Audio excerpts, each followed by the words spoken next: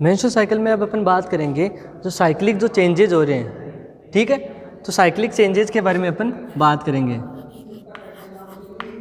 अभी तक अपन ने नॉर्मली पढ़ा, जितनी भी प्रक्रिया थी, जितनी भी प्रोसेस थी, उसके बारे में पूरी तरह पढ़ लिया।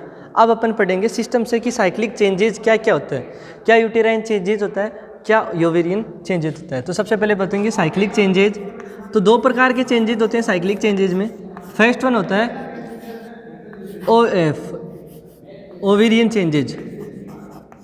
ओवेरी के अंदर क्या क्या चेंज होता है, ओवेरियन चेंजेज। ओवेरियन चेंजेज होता है सबसे पहले। ओवेरियन चेंजेज में क्या देखने को मिलता है, मतलब कि ओवेरी के अंदर जो चेंजेज होते हैं, उनके अंदर जो सबसे पहला जो चेंज होता है वो होता है फोलिकुलर फेज। ओवेरियन चेंजेज में जो सबसे पहले फेज होती है वो होती है फोलिकुलर फेज। Follicular phase. और दूसरी फेज होती है वो होती है luteal phase.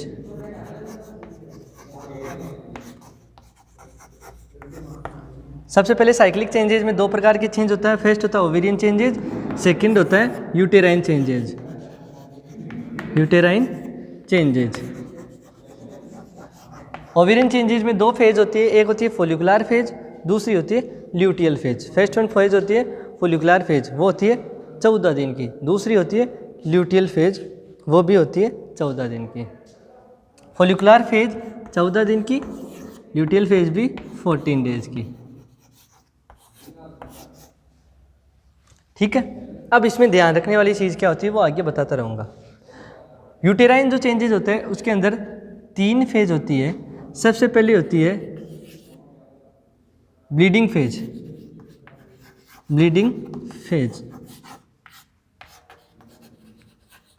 First 1 to 5 days होती है ब्लीडिंग फेज। फिर ब्लीडिंग के बाद में दूसरी फेज आएगी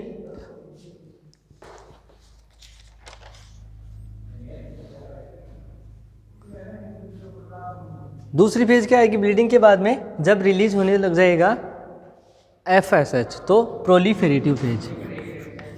प्रोलीफेरेटिव फेज। सबसे लास्ट में सिक्रेटरी फेज। 3 फेजेज चलती है यहाँ पे। तो सबसे पहले बात करेंगे ओवेरियन चेंजेज में। ओवेरियन चेंजेज में सबसे पहले बात करेंगे फोलिकुलर फेज के बारे में। फोलिकुलर फेज के बारे में।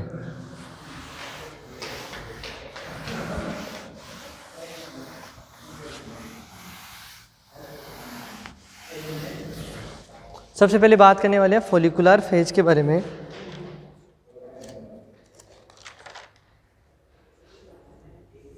फोलिकुलर फेज के बारे में बताया कि ये जो फोलिकुलर फेज है कहाँ हो रही है, ओवेरी के अंदर। फोलिकुलर फेज ओवेरी में हो रही है, 14 दिन की होती है ये। इसमें अपन ने कई बातें बताई कि जब एक बेबी फीमेल फिटस 20 वीक का एक फीमेल फिटस होता है, 20 वीक का एक फीमेल फिटस होता है, फिर उसमें लगभग 7 मिलियन फॉलिकल्स होते हैं। फॉलिकल्स होते हैं। फिर धीरे धीरे फॉलिकल्स डीजनरेट होना शुरू हो जाते हैं। फॉलिकल्स फीमेल फिटस में 20 वीक तक बन चुके होते हैं, उसके बाद में नहीं बनते, फिर डीजनरेट, ग्रेजुअली स्टार्ट्स डीजनरेट।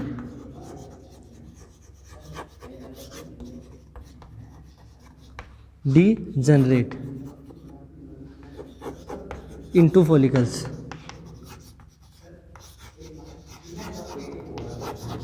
इनमें डीजनरेशन शुरू होता है फॉलिकल्स में। और जब 8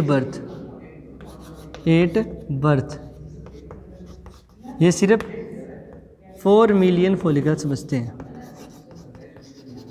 और 8 puberty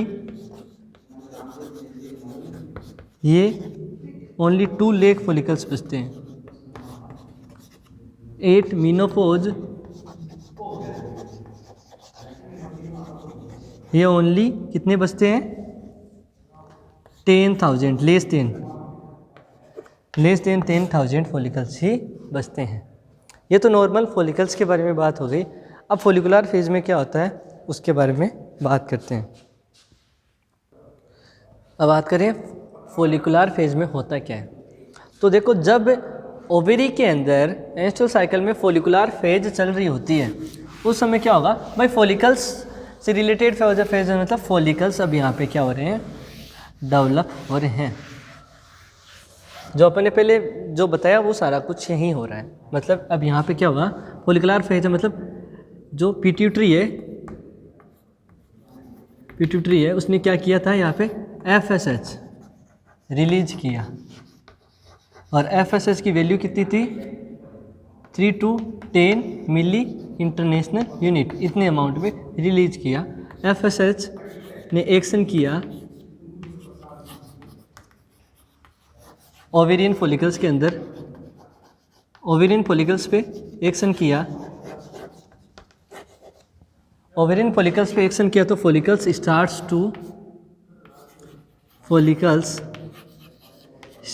to develop, follicles develop हुआ।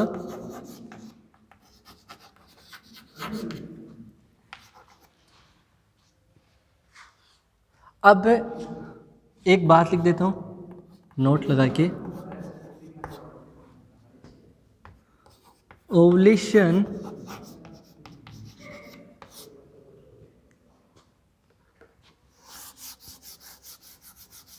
नोट लगा के ये लिखना है कि जो ओवेरी होती है, ईच ओवेरी के अंदर ईच साइकिल आता है, प्रत्येक ओवेरी में अल्टरनेट आता है। तो अपन लिख सकते हैं MC menstrual cycle occurs in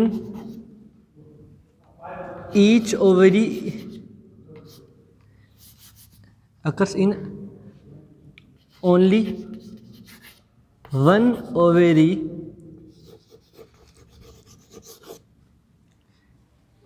at a month, एक महीने में सिर्फ एक ही ओवेरी के अंदर मेंस्ट्रुअल साइकिल आता है। या फॉलिकुलर जो फेज होती है वो अल्टरनेट चलती है, जैसे एक बार इस ओवेरी के अंदर चली, एक बार इस ओवेरी में, मतलब दोनों ओवेरी के अंदर एक साथ ओवुलेशन नहीं होता, क्योंकि ओवा एक ही रिलीज होता है और एक ही ओवेरी में। जो फॉलिकुलर फेज है वो भी दोनों ओवेरी में नहीं चलेगी, वो भी एक ही ओवेरी में चलेगी। एक ओवेरी एक मेंस्ट्रुअल साइकिल के दौरान साइलेंट रहेगी, दूसरा काम करेगी, और जैसे ही एक मेंस्ट्रुअल साइकिल चला गया फिर जो पहले वाली जो काम करी थी वो रुक जाएगी और दूसरी वाली काम करेगी। अब यहाँ पे क्या हुआ, फॉलिकल्स स्टार्ट टू डेवलप। अब one of them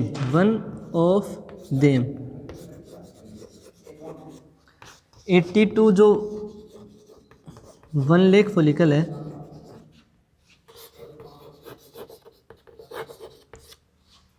a dominant follicles, one of them a dominant follicles, एक डोमिनेंट फॉलिकल होगा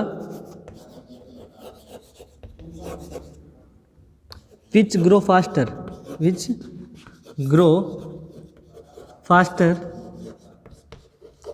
and convert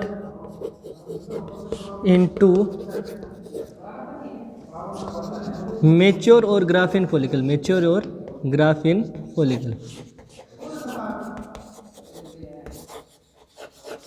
one of them mature into Graafian follicles. ठीक है, अब ये ग्राफिन फॉलिकल्स क्या करेगा, यहाँ पे लिखता हूँ, graafian follicle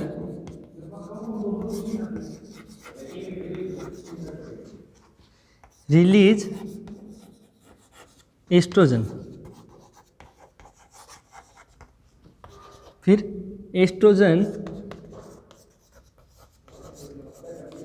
act on pituitary, estrogen ने पिट्यूटरी पे एक्शन किया एंड इनहिबिट FSH को इनहिबिट कर दिया, तो दूसरे फॉलिकल सब मैच्योर नहीं होंगे and release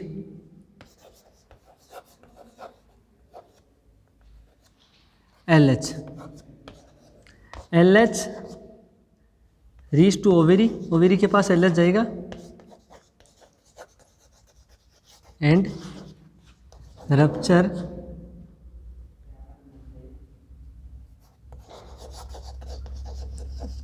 corpus luteum, graafian follicle, sorry rupture graafian follicle.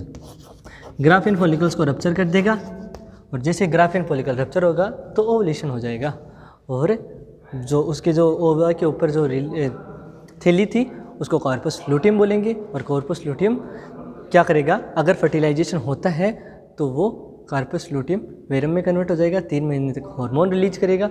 Fertilisation नहीं होता तो वो कॉर्पस लूटियम मेंस्ट्रुअलिस में कन्वर्ट होता है और फिर कॉर्पस लूटियम एल्बिकेंस में कन्वर्ट हो जाता है। तो पहली स्टेज थी फोलिकुलर फेज, जो कि मैंने बता दी और पहले भी मैंने इसके बारे में डिस्कस किया। तो ये सारी चीज़ें होगी फोलिकुलर फेज में। क्या होगा, पिट्यूटरी ग्लैंड एफएसएस रिलीज करेगी हाइपोथैलेमस के स्टिमुलेट होने से, क्योंकि हाइपोथैलेमस से जीएनआरएच हार्मोन रिलीज होगा। जीएनआरएच कमांड देगा पिट्यूटरी ग्लैंड को, तो पिट्यूटरी एफएसएस रिलीज करेगी। एफएसएस किडनी ओवेरी के पास जाएगा, ओवेरी में फॉलिकल्स का मैच्योरिटी आएगी, उनमें से एक डोमिनेंट फॉलिकल होगा, डोमिनेंट फॉलिकल्स ग्राफिन फॉलिकल में कन्वर्ट होगा, ग्राफिन फॉलिकल एस्ट्रोजन रिलीज करेगा, एस्ट्रोजन वापस पिट्यूटरी के पास जाएगा, पिट्यूटरी एफएसएस को इनहिबिट करेगी और एलएच रिलीज करेगी। एलएच ग्राफिन फॉलिकल्स को रप्चर कर देगा और ओवरेशन करा देगा। तो फर्स्ट थी ओवेरियन चेंजेज में फर्स्ट फॉलिकुलर फेज, दूसरी होगी ल्यूटियल फेज। जब क्या होगा, ओवा जब क्या हो जाएगा, रिलीज हो जाएगा और ग्राफिन फॉलिकल्स रप्चर हो जाएगी और ग्राफिन फॉलिकल्स से रप्चर होने से जब बनेगा कार्पस ल्यूटियम, जैसे ही कार्पस ल्यूटियम बनेगा तो शुरू हो जाएगी फेज ओवेरी के अंदर अब ल्यूटियल फेज। ओवेरी के अंदर अब ल्यूटियल फेज, दूसरी फेज है ल्यूटियल फेज।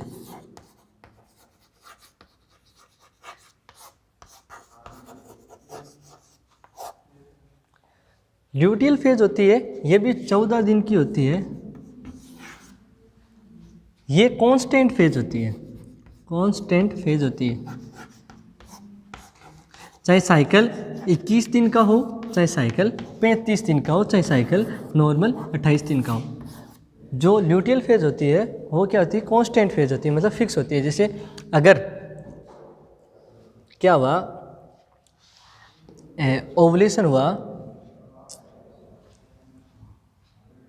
20वें दिन, ठीक है, तो इसके 14 दिन बाद में, 14 दिन बाद में मतलब 34 दिन के बाद में नेक्स्ट मेंस्ट्रुअल साइकिल शुरू हो जाएगा। ये फिक्स होता है। जैसे ओवुलेशन कितनी, ओवुलेशन चाहे 15वें दिन हो, चाहे 16वें दिन हो, 17 दिन हो, चाहे 18वें दिन हो, चाहे 19वें दिन हो, चाहे 20वें दिन हो, चाहे 21वें दिन हो, ठीक है। मेंस्ट्रुअल साइकिल के अंदर ये जो ल्यूटियल फेज है ओवेरी के अंदर, ये फिक्स होगी। 14 से 21 दिन में कभी भी ओवुलेशन हो, इसके फिक्स ओवुलेशन के फिक्स 14 दिन बाद में ये फेज शुरू होती है और 14 दिन बाद में ही नहीं, ओवुलेशन के ठीक बाद में ये फेज शुरू हो जाती है और इसके 14 दिन बाद में, जैसे ओवुलेशन हो गया तो ओवुलेशन के ठीक 14 दिन बाद में नेक्स्ट मेंस्ट्रुअल साइकिल आएगा, ये कंफर्म है। चाहे जो फॉलिकुलर फेज है वो कम ज़्यादा हो सकती है, 5-7 दिन, 10 दिन, 15 दिन, 20 दिन की भी हो सकती है ना, 7 से लेकर 20 दिन की हो सकती है फॉलिकुलर फेज। लेकिन जो ल्यूटियल फेज है वो फिक्स रहेगी, वो 14 दिन की ही होगी। इसके फिक्स जो ल्यूटियल फेज जैसे शुरू होती है इसके ठीक 14 दिन बाद में नेक्स्ट मेंस्ट्रुअल साइकिल आएगा, ये कंफर्म है। ल्यूटियल फेज में क्या होता है, कार्पस ल्यूटियम रिलीज करता है एस्ट्रोजन और प्रोजेस्टेरोन, एस्ट्रोजन कम अमाउंट में और मेनली प्रोजेस्टेरोन। और एस्ट्रोजन और प्रोजेस्टेरोन का काम क्या होता है, आप लोगों को अच्छी तरीके से पता है कि एक करता है हाइपरट्रोपी, एक करता है हाइपरप्लेजिया,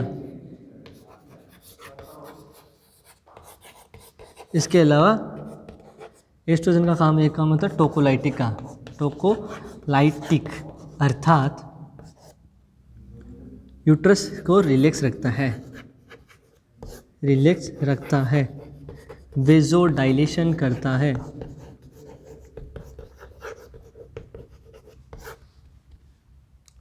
ठीक है, ये तो ओवेरी के अंदर चेंज हुआ। अब आगे पढ़ते हैं। जैसे ही अब क्या हुआ, ल्यूटियल फेज 14 दिन बाद में खत्म हो जाएगी, मतलब अब एस्ट्रोजन और प्रोजेस्टेरोन हार्मोन का लेवल डिक्रीज हो चुका है। ठीक है, 14 दिन बाद में जैसे ये ल्यूटियल फेज 14 दिन की होती है, इसके 14 दिन जैसे कंप्लीट हो जाते हैं तो अब ओवेरियन चेंजेस कंप्लीट हो चुके हैं। अब अपन बात कर रहे हैं यूटेराइन चेंजेस के बारे में। अब अपन बात करें यूटेराइन चेंजेस के बारे में। 2 नंबर था यूटेराइन चेंजेज। यूटेराइन चेंजेज, जैसे ओवेरियन चेंजेज कंप्लीट हुआ तो यूटेराइन चेंजेज शुरू हुआ। तो यूटेराइन चेंजेज में जो पहली फेज होती है उसको बोलते हैं bleeding phase. Bleeding phase bleeding phase को केटामेनिया बोलते हैं, केटाटोनिया। ठीक है,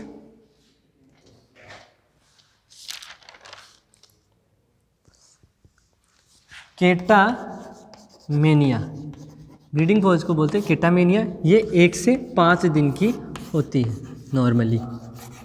ब्लीडिंग मेनली 3 दिन तक हो चुकी होती है, उसके बाद में ब्लीडिंग धीरे धीरे कम हो जाती है। इसी टाइम में ब्लीडिंग होती है और नॉर्मल 35 ml, कम से कम 20 ml, ज़्यादा से ज़्यादा क्या आती है 80 ml तक हो जाती है। अब ब्लीडिंग फेज क्यों आती है इसके बारे में बात करेंगे। यूटेराइन चेंजेज में फर्स्ट है ब्लीडिंग फेज अर्थात केटामेनिया क्यों आती है। भाई मैंने बात की कि ल्यूटियल फेज थी सेकंड फेज, जो कि मेंस्ट्रुअल साइकिल के लास्ट 14 दिन में चल रही है। जैसे ही उस समय क्या होता है, एस्ट्रोजन और प्रोजेस्टेरोन का लेवल एस्ट्रोजन और प्रोजेस्टेरोन कॉर्पस ल्यूटियम रिलीज कर रहा है और फर्टिलाइजेशन नहीं होने की वजह से वो कॉर्पस ल्यूटियम वेरम में कन्वर्ट हो गया, उसमें एट्रोपी हो गई। तो अब कॉर्पस ल्यूटियम समाप्त हो चुका है। जहाँ पे कॉर्पस ल्यूटियम एस्ट्रोजन और प्रोजेस्टेरोन को रिलीज कर रहा था, अब वो रिलीज नहीं होगा। तो एस्ट्रोजन रिलीज नहीं होगा तो क्या होगा, एस्ट्रोजन का काम था वेजोडाइलेशन, तो अब क्या होगा यहाँ पे वेजोकॉन्स्ट्रिक्शन। वेजोकॉन्स्ट्रिक्शन, जैसे ही वेजोकॉन्स्ट्रिक्शन होगा तो क्या होगा, जो यूटेराइन जो लेयर है एंडोमेट्रियम है उसमें वेजोकॉन्स्ट्रिक्शन हो गया। Vasoconstriction into uterine endometrium. Uterine endometrium में वेजोकॉन्स्ट्रिक्शन हुआ तो क्या हुआ, वेजोकॉन्स्ट्रिक्शन होगा तो जो हाई यहाँ पे जो ब्लड सप्लाई नहीं होगी, ब्लड सप्लाई कम होना मतलब ब्लड सप्लाई यहाँ पे क्या हो गई, कम हो गई। ब्लड सप्लाई कम होने की मतलब ऑक्सीजन सप्लाई भी कम होगी, इस्चीमिया होगा, फिर हाइपोक्सिया होगा। हाइपोक्सिया से फिर क्या होगा, नेक्रोसिस हो जाएगा टिश्यू का। ठीक है, परमानेंट डेथ हो जाएगी टिश्यू की। ठीक है, तो जैसे ही इस्चीमिया होगा, ब्लड सप्लाई कम होगी क्योंकि एंडोमेट्रियम की जो ब्लड वेसल्स उसमें कॉन्स्ट्रिक्शन आ गया, तो इस्चीमिया होगा। ब्लड सप्लाई कम होगी तो ब्लड मतलब आरबीसी ऑक्सीजन को कैरी करती है तो हाइपोक्सिया हो जाएगा। ब्लड ही कम आ रहा है तो ऑक्सीजन सप्लाई भी कम होगी। हाइपोक्सिया होगा तो फिर क्या होगा, फिर टिश्यू का नेक्रोसिस हो जाएगा। और जैसे टिश्यू का नेक्रोसिस होगा तो एंडोमेट्रियम में क्या हो जाएगा, ब्रेकडाउन। एंडोमेट्रियम क्या हो जाएगी, ब्रेक हो जाएगी। एंडोमेट्रियम ब्रेक हो जाएगी।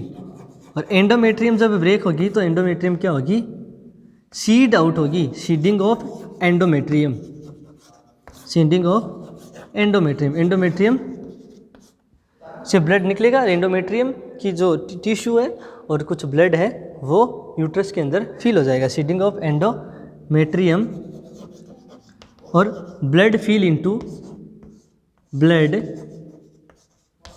Fill up into uterus. Uterus के अंदर अब ब्लड भर जाएगा। और जैसे ही यूट्रस के अंदर ब्लड भरता है उस कंडीशन को बोलते हैं हीमेटोमेट्रा। हीमेटोमेट्रा।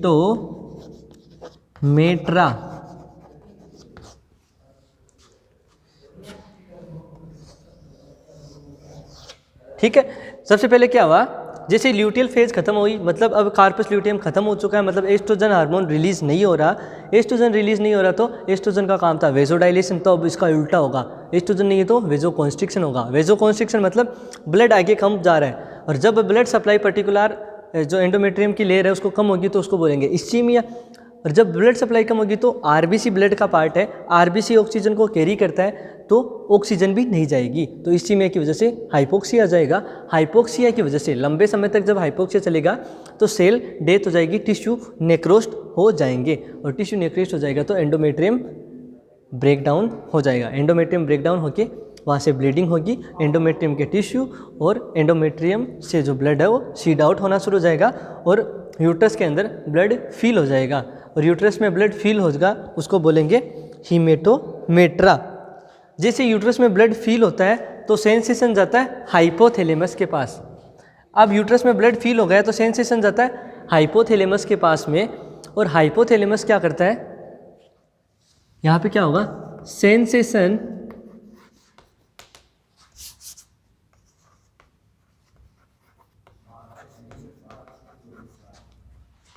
goes to hypothalamus, sensation hypothalamus के पास जाता है और हाइपोथैलेमस क्या करता है, act on posterior pituitary gland, posterior pituitary gland, act on posterior pituitary gland. और पोस्टीरियर पिट्यूटरी ग्लैंड क्या करती है, release oxytocin. Posterior pituitary gland क्या करती है, ऑक्सीटोसिन को रिलीज करती है, और ऑक्सीटोसिन क्या करता है, एंडोमेट्रियम या यूट्रस में क्या करेगा, कॉन्स्ट्रिक्शन, यूट्रस में क्या करेगा, कॉन्स्ट्रिक्शन करेगा। और जैसे यूट्रस में कॉन्स्ट्रिक्शन होगा तो visible manifestation of vaginal bleeding, vagina से आपको ब्लीडिंग आती हुई दिखाई देगी। विजिबल मैनिफेस्टेशन ऑफ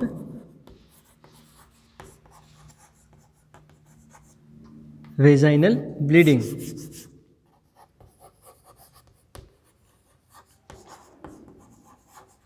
ऐसा आपको देखने को मिलेगा।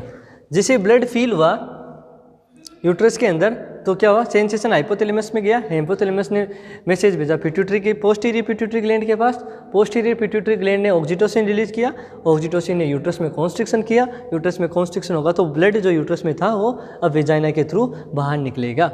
ये प्रोसेस होगी ब्लीडिंग फेज के अंदर जो 5 दिन तक चलती है। पहली फेज कंप्लीट हो गई, अब दूसरी फेज के बारे में बात करते हैं। अब देखो क्या हुआ, यहाँ पे एंडोमेट्रियम टूटी है। नॉर्मल जो एंडोमेट्रियम की थिकनेस होती है वो होती है 5 से 6 mm के आसपास नॉर्मल, और जैसे ही ये ब्लीडिंग फेज कंप्लीट हो जाती है तब एंडोमेट्रियम की जो थिकनेस है वो 1 से 2 mm ही बचती है, क्योंकि एंडोमेट्रियम अब सीड आउट हो चुकी है, एंडोमेट्रियम सीड आउट हो चुकी है, 1 से 2 mm ही बचेगी। अब दूसरी फेज शुरू होगी, प्रोलीफेरेटिव फेज।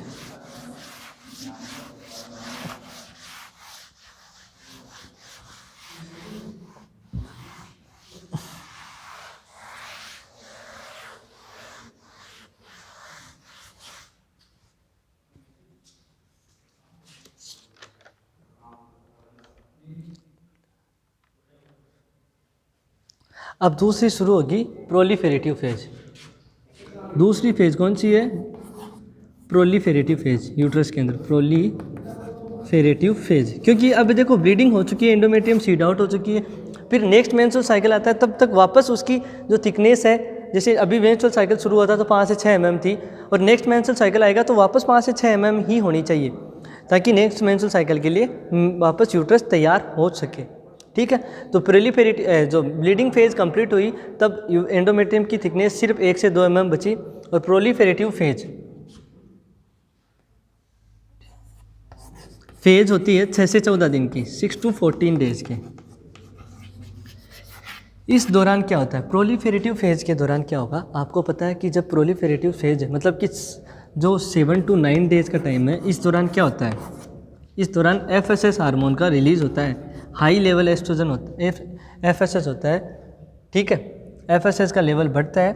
FSH क्या करता है, फॉलिकल्स को मैच्योर कराता है, ग्राफिन फॉलिकल्स बनता है उधर ओवेरी के अंदर, और ओवेरी में एस्ट्रोजन का लेवल बढ़ता है, तो एस्ट्रोजन का लेवल यहाँ पे इंक्रीज होता है, एस्ट्रोजन का लेवल इंक्रीज होता है इस दौरान, मतलब लगभग अपन बात कर सकते हैं 12 से लेके 14 दिन पे, या 11 से 14 दिन पे एस्ट्रोजन का लेवल धीरे धीरे इंक्रीज होने लग जाता है, जबकि 7 to 9 डेज FSH का लेवल बढ़ा हुआ होता है। जैसे ही FSH उधर ओवेरी में रिलीज़ हुआ, फिर मेच्योर फॉलिकल बना, मेच्योर फॉलिकल ने एस्ट्रोजन रिलीज़ किया इस टाइम दौरान, तो एस्ट्रोजन लेवल बढ़ा। एस्ट्रोजन का काम होता है वेजोडाइलेशन, वेजोडाइलेशन और हाइपर प्लेजिया, मतलब सेल के नंबर बढ़ना। तो तो ये क्या करेगा, एंडोमेट्रियम की जो सेल है, टिश्यू है, उनके अंदर जो सेल्स हैं उनके नंबर बढ़ाएगा, वेजोडाइलेशन करेगा, मतलब अच्छी ब्लड सप्लाई होगी तो अच्छी ग्रोथ होगी एंडोमेट्रियम की टिश्यू की, मतलब सेल्स ज़्यादा नंबर में बढ़ेंगे। और दोनों काम है इसका, वेजोडाइलेशन मतलब ब्लड सप्लाई बढ़ा रहा है, और दूसरा हाइपरप्लेजिया मतलब सेल के नंबर भी बढ़ा रहा है। तो एंडोमेट्रियम की थिकनेस इस दौरान धीरे धीरे बढ़ेगी। ठीक है, तो लगभग 2 to 3 mm तक एंडोमेट्रियम की थिकनेस यहाँ पे बढ़ जाएगी। प्रोलिफेरेटिव फेज में तो अपन बोल सकते हैं end of proliferative phase, end of proliferative phase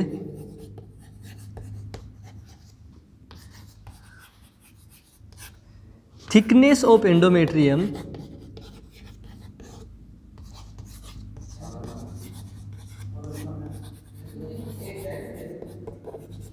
is about 2 to 3 mm। ठीक है, क्योंकि एस्ट्रोजन रिलीज हुआ, एस्ट्रोजन ने वेजोडाइलेशन किया और हाइपरप्लेजिया किया, सेल के नंबर भी बढ़ाए और ब्लड सप्लाई भी अच्छी बढ़ाई, तो अच्छी ग्रोथ होगी एंडोमेट्रियम की। तीसरी फेज आती है सिक्रेटरी फेज। तीसरी फेज होगी जो सिक्रेटरी फेज होगी, जो 14 दिन 15 दिन से 28 दिन तक चलने वाली है। तीसरी होगी सिक्रेटरी जो 15 से 28 दिन तक चलने वाली है। तीसरी है यूट्रस के अंदर सिक्रेटरी फेज, सिक्रेटरी फेज जो 15 से 28 दिन तक चलने वाली है, मतलब ओवुलेशन के बाद से लेकर उसके 14 दिन तक। ठीक है, सिक्रेटरी फेज जो 15 से 28 दिन तक चल रही वाली है। यहाँ पे क्या हो गया, कॉर्पस ल्यूटियम बन चुका है, वहाँ पे कॉर्पस ल्यूटियम, ओवेरी के अंदर कॉर्पस ल्यूटियम बन चुका है। ओवेरी में यहाँ ल्यूटियल फेज चल रही है, और कॉर्पस ल्यूटियम दोनों हार्मोन रिलीज करेगा, एस्ट्रोजन एंड प्रोजेस्टेरोन।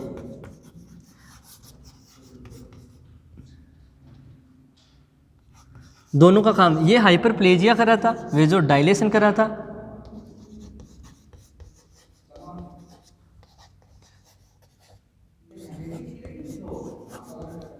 और ये हाइपरट्रोपी कर रहा था।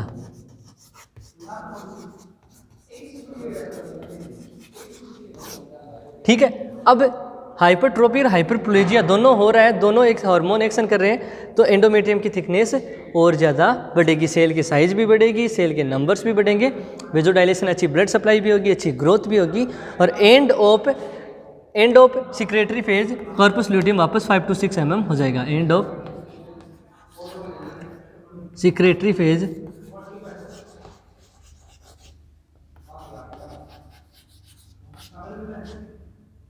End of secretary phase thickness of endometrium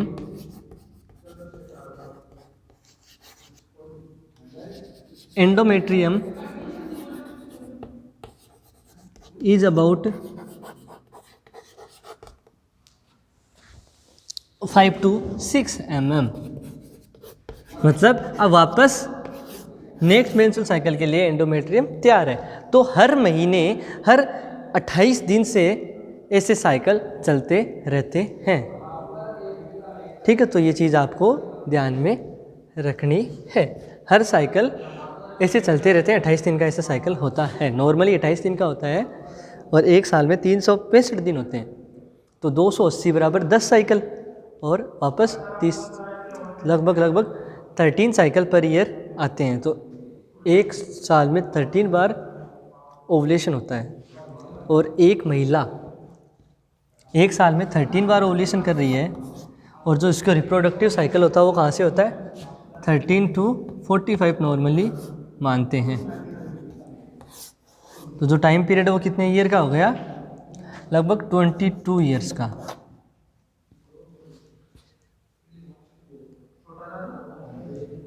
कितने साल का हो गया, 33 ईयर्स का, 32 ईयर्स का, 32 ईयर्स का। 32 ईयर्स में कितने ओवुलेशन, कितनी बार ओवुलेशन करेगी, इसको 13 से मल्टीप्लाई करेंगे। तो 416 बार ओवुलेशन मिनिमम करती है एक महिला अपनी रिप्रोडक्टिव एज के दौरान। तो इतनी बार अपन को ध्यान रखना है कि इतने ओवुलेशन मेंस्ट्रुअल साइकिल एक साल में 13 आते हैं, और मतलब जो पूरी रिप्रोडक्टिव एज है उसमें लगभग 416 मेंस्ट्रुअल साइकिल आते हैं एक महिला के अंदर नॉर्मल। ये बात ध्यान रखनी है। तो आज अपन ने बात कर ली टॉपिक के बारे में। एक बार वापस बता देता हूँ, जो यूटेराइन चेंजेज है उसके अंदर सबसे पहले ब्लीडिंग फेज पड़ी। ब्लीडिंग फेज थी जिसको केटामेनिया बोलते हैं, 1 से 5 दिन की होती है। ब्लीडिंग फेज में ब्लीडिंग होती है, क्यों होती है? क्योंकि अब कार्पस ल्यूटियम जो समाप्त हो चुका है, इसमें एट्रोपी हो चुकी है, वहाँ से एस्ट्रोजन प्रोजेस्टेरोन नहीं रिलीज हो रहा, अर्थात अब वेजो कॉन्स्ट्रिक्शन होगा। वेजो कॉन्स्ट्रिक्शन से इसी में अगर हाइपोक्सिया होगा और एंडोमेट्रियम ब्रेकडाउन हो जाएगी, सीड आउट हो जाएगी। फिर एंडोमेट्रियम में ब्लड फील होगा, हाइपोथैलेमस पे मैसेज जाएगा, हाइपोथैलेमस से पिट्यूटरी पोस्टीरियर के पास जाएगा, वहाँ से ऑक्सीटोसिन रिलीज करेगा और ऑक्सीटोसिन यूट्रस में कॉन्ट्रैक्शन करेगा और ब्लीडिंग वेजाइना से हो जाएगी। 5 दिन बाद में दूसरी फेज शुरू होती है यहाँ पे प्रोलिफेरेटिव, मतलब अब एंडोमेट्रियम की थिकनेस 1 से 2 mm हो चुकी है, 5 से 6 mm से इस ब्लीडिंग फेज के दौरान ही। अब क्या होगा, यहाँ से क्या होगा, शुरुआत होगी वापस एस्ट्रोजन रिलीज होने की, क्योंकि अब ऐसे प्रोलिफेरेटिव फेज में प्रोलिफेरेशन हो रहा है, उधर फोलिकुलर फेज चल रही है, यूट्रस के ओवेरी के अंदर फोलिकुलर फेज चल रही होती है इस टाइम, और वहाँ से एफएसएच रिलीज होके ग्राफिन फॉलिकल बनाता है, ग्राफिन फॉलिकल एस्ट्रोजन रिलीज करता है। तो एस्ट्रोजन का काम होता है वेजोडाइलेशन और हाइपरप्लेजिया। और एस्ट्रोजन यहाँ पे जो दूसरी फेज़ है 6 से लेकर 14 दिन की, उसको प्रोलिफेरेटिव फेज़ बोला, उसमें एस्ट्रोजन रिलीज हुआ और एस्ट्रोजन ने एंडोमेट्रियम की थिकनेस को 2 से 3 mm कर दिया। फिर तीसरी फेज़ होती है 15 से लेकर 28 दिन की, जिसको अपन बोलते हैं सिक्रेटरी फेज़, क्योंकि अब यहाँ पे ग्राफिन फॉलिकल्स उधर ओवेरी के अंदर ग्राफिन फॉलिकल्स रप्चर हो गया और कार्पस ल्यूटियम बन गया। तो कार्पस ल्यूटियम उधर एस्ट्रोजन और प्रोजेस्टेरोन रिलीज कर रहा है, तो ओवेरी के अंदर सिक्रेटरी फेज में क्या होगा, एस्ट्रोजन और प्रोजेस्टेरोन के इफेक्ट की वजह से हाइपरट्रोफी, हाइपरप्लेजिया, वेजोडाइलेशन की वजह से इसकी थिकनेस बढ़ेगी और इसके एंड तक 5 to 6 mm हो जाएगी। तो यही थी कहानी अपने मेंस्ट्रुअल साइकिल की। नेक्स्ट टॉपिक नेक्स्ट क्लास में पढ़ेंगे, तब तक के लिए धन्यवाद।